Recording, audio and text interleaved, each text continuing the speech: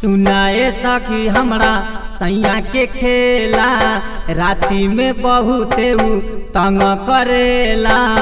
राती में जब जब हमके धरेला का कहीं सखी हमरा दर्द करेला। का कहीं सखी हमरा दर्द करेला। सुनाए सखी हमरा सैया के खेला राती में बहुते तंग करेला।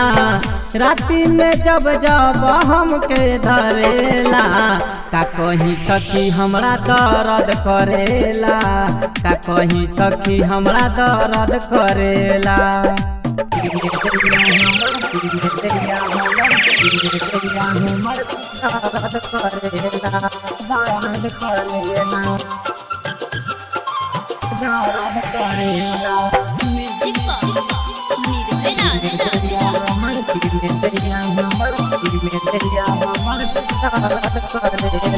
एको अलंग नहीं छोड़ेला भातारा रोजो बढ़ावे जवानी के खतरा।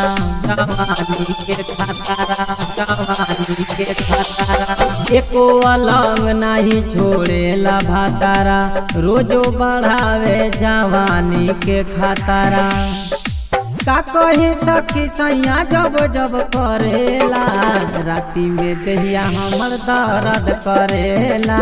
राती में दहिया हमर दर्द करेला।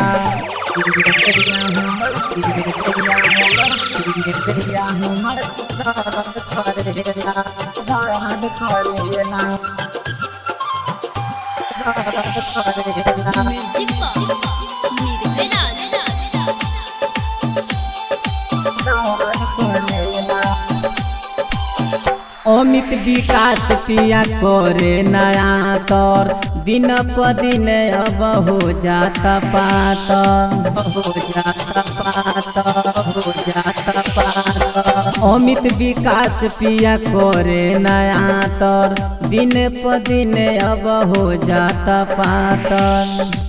का कहीं सखी अपना सैया के खेला राती में दहिया हमर दर्द करेला।